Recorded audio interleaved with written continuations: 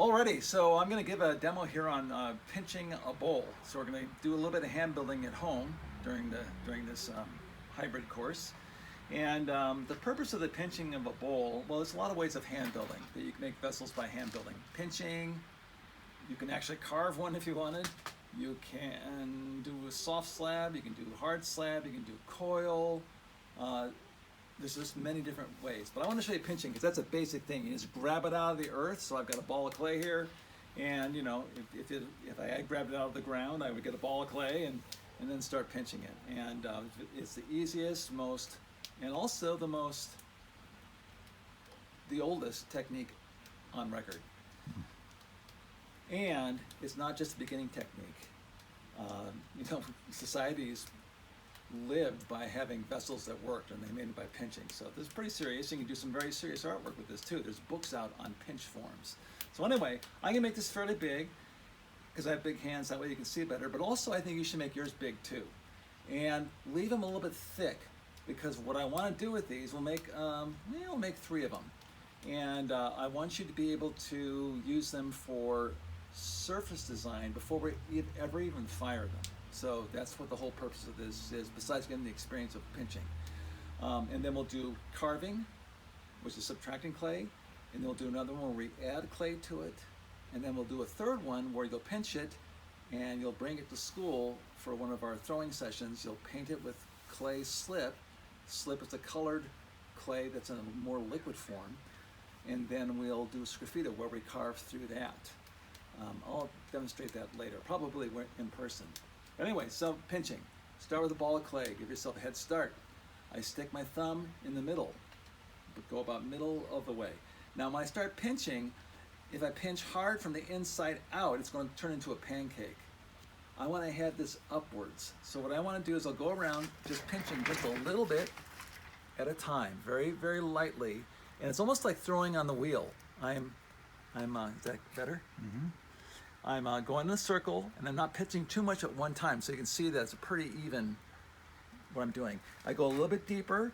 I almost want to resolve the bottom part a little bit first, like get that a little bit thinner first.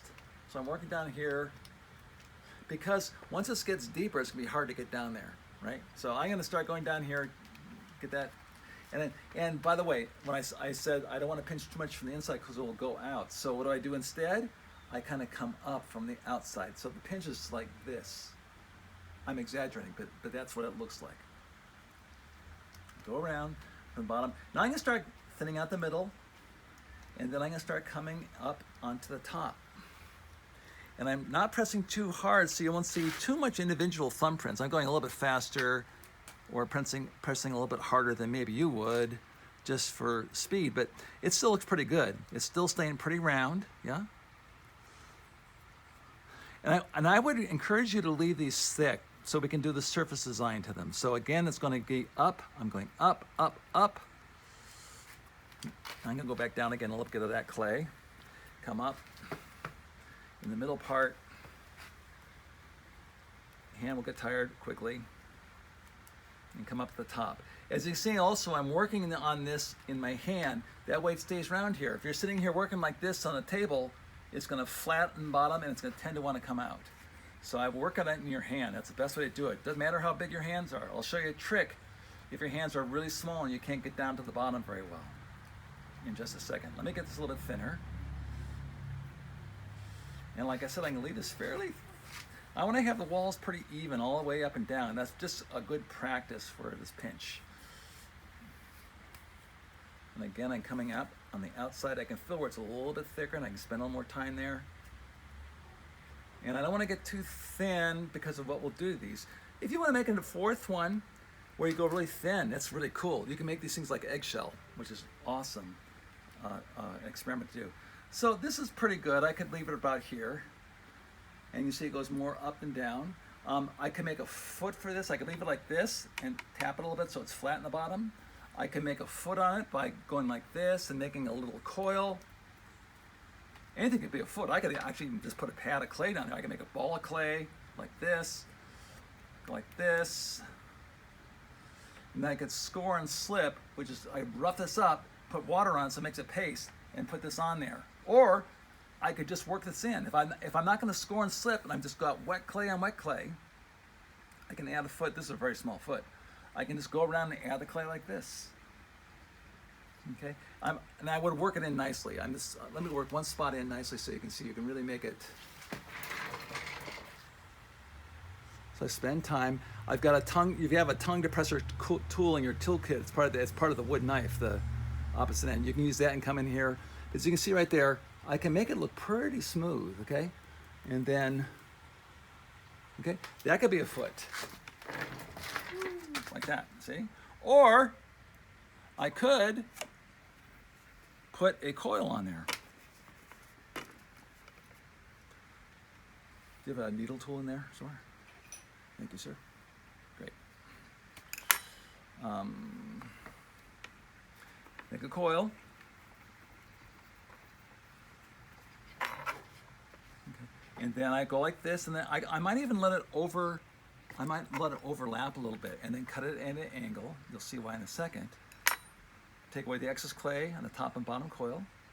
And now this fits right together like that, really quite nicely. Now I can work this in. 2 ways of joining. Let me show you scoring and slipping. So I can go like this and make a mark all the way around where the coil falls. Like that, you see the mark? And I can go around, I go like this, very, very deep, and I cross hatch. Okay. If you're not going to work the clay together when it's wet, which you can when it's wet, you can work together, then you want to score and slip. Score and slip, put water on it. It makes it into kind of a paste. Okay. And I could do it on this side, but I don't really need to. Put that in, and then I can clean it up this guy, get rid of all the marks and stuff. And I can also compress that. I can also sort of compress that joint, and it makes a nice bond, and this will not come off. If you just lay it on there without working the clay in or without scoring and slipping, when it dries, it's gonna fall right off. It will not stick. I repeat, clay will not stick to itself unless you here's a tongue depressor side, by the way, unless you work it in like this. I would do it on the inside as well, or score and slip it like I just showed you. Okay, so you have to do one of those 2 techniques to make this work together. Okay, if this had set up to leather hard, and this is wet clay, I'd have to score and slip. Whenever the clay's in 2 different states, you have to score and slip. Otherwise, it's not going to work. It's going to fall apart. Because what happens is if I start working in wet clay against clay that's already set up, is that this clay has already shrunk some. Clay will shrink about 10%. Get used to that one. So this wet clay hasn't shrunk yet. And this has. So when this shrinks, it'll just crack off. Okay. So that's how you do a bowl. And you might even let it dry. Oh, I was going to show you one other thing. I'm sorry, this is a little discombobulated, but I'm going back to the pinch technique. Let's say that you get to a certain height in your bowl and you can't get your thumb down any further. Well, instead of trying to get it down there like this with your hand, like grabbing it, you can get your whole hand in there, and just like you were wiping the bowl out, but very gently, just kind of make your hand like this, so there's a little space under there, and then just push the clay down into that space, just like wiping a dish. And it goes deeper and deeper and taller. And I would even do this on this bowl, and I've got big hands. I would even do it on this bowl to get it down to a little bit taller, more upright form. I wipe around in a circle so that it's all very even. And you can see now, and I've actually made it a little bit taller. Okay. So once you get done with the bowl, we'll have 3 bowls. We'll do a different technique on the outside for decoration on each one. What I would do is cover it up in plastic so it doesn't set up yet. And if you're afraid of it losing its shape and going like that, then store it upside down on the board like this. Plastic over it, and then I'll do a video a little later about the different techniques, because one of the techniques, or 2 of them, we want it set up a little bit, and one of them we want it wet. Okay. more later. Thank you.